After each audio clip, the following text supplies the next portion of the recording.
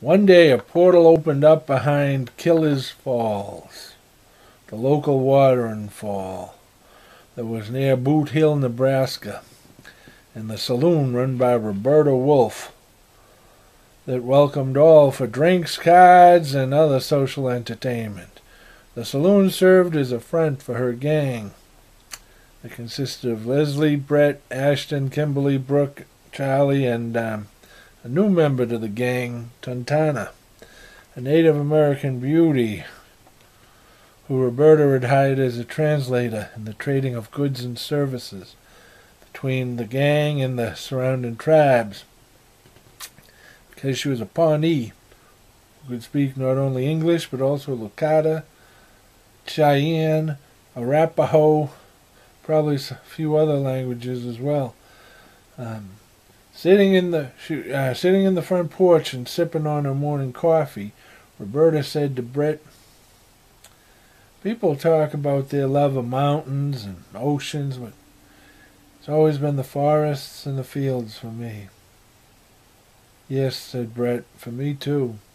The forests and the fields and the rivers and the sky." "Oh, Brett," said Roberta, "you complete me." They did not have time for all that, because it was time to slip out of town and meet up with the gang. They had a train to catch.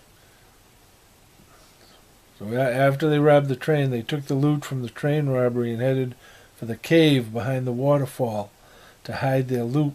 But unbeknownst to them, that is where a portal had opened up between worlds. And instead of entering the cave, they emerged out of it. What the hell's going on? And into this strange new world. So as they emerged through the waterfall, the aliens who were there waiting for their friends to return were as surprised to see the Roberta Wolf gang as the Roberta Wolf gang were to see them. So a gunfight ensued, and since the aliens only had these cattle prod type weapons, it wasn't much of a fight. So then Roberta looked at the alien ship, but there were no sails on it or horses to pull it, just a strange hum coming out of it. So the gang left it there, and then they had a discussion, and half the gang wanted to turn right around and go back through the portal, but Roberta convinced them otherwise. So then they followed the trail back to where it curved around the hill, and as they were not able to see around the hill or where the trail led, they instead climbed up over the side of the hill and looked down over it. And there were humans. They were working a mine and being lorded over by these aliens with those cattle prod type weapons. But every time an alien pointed one of those weapons at a worker, that worker would just be filled with pain and suffering and would try his best to hold his hand away from himself. And then we saw that they were all wearing these bracelets around their left wrist. Strangest thing. So we knew what we had to do, and we rode in there and just started killing aliens until we had killed them all. Then as we were leading the freed workers on the trail back to the portal, we could sense that they were getting jittery. So Roberta asked Tatana, "Just what the hell's going on?" So Tatana said, "It's those bracelets they're wearing. They think that if they go through the portal with those bracelets, the bracelets will kill them and maybe us too." "What?" said Roberta. So they stopped dead in their tracks and tried everything they could think of to get those bracelets off the workers. But nothing worked. "Well then, let's just leave them," said Roberta. "No," said Tontana. "What if the aliens come back? I cannot leave. I will stay."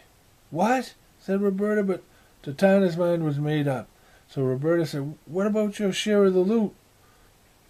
Asked Roberta. "Well, maybe someday we square up," said Tontana. "Maybe not, but I cannot leave them. Either way, I cannot leave them." So Roberta said, "Well, I know it's not much, Tontana, but I will leave you my rifle and gun, as well as my knife and bullets. And I promise I will hold on to your share of our loot that's back in the cave until you come for it." "Thank you, my friend," said Tatana, who then took out a bar of gold from that day's train robbery and bought Charlie's mare from Charlie. "What are your plans, Tatana?" asked Roberta. "Well, after you are through the portal, I think we will bury that ship under a mountain of dirt, and then just forget it's even there. Then I'll lead these people to a nice valley someplace and give them back their lives. And if those aliens ever do come back, I'll kill them all." "Good for you, Tatana," said Roberta. "And I think I'm going to raise a herd of horses and start a family." "Well, happy trails." "Happy trails, my friend." Then they parted, and the gang continued on to the portal. Just before they reached the portal, sparks could be seen shooting out of the falls in front of the portal. So they took cover. Then everything quieted down, but the gang decided to wait a while before getting any closer to the river. So they took cover and watched for hours, but nothing else happened until they saw some animals approach the river and drink from it. And they seemed fine. Nothing happened to them. So eventually they continued through the portal. Once through the portal, the gang could see the wreckage of an alien ship. Jesus, it was strewn all about. And the same net that had trailed the alien ship on their side, the alien ship that they had shot down over the mines, that same net trailed behind the alien ship that was destroyed. And the net just floated on the water.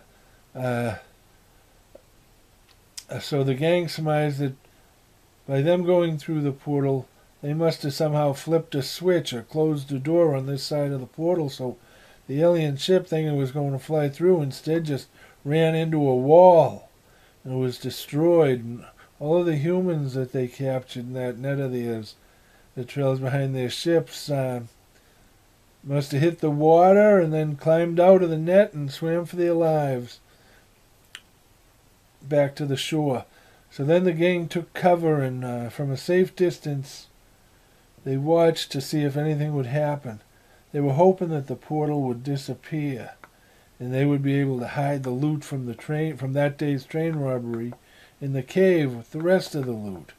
But it did not disappear, and since they could not return to town with the loot, they decided to dump it into the waterfall and let it come to rest at the bottom of the falls.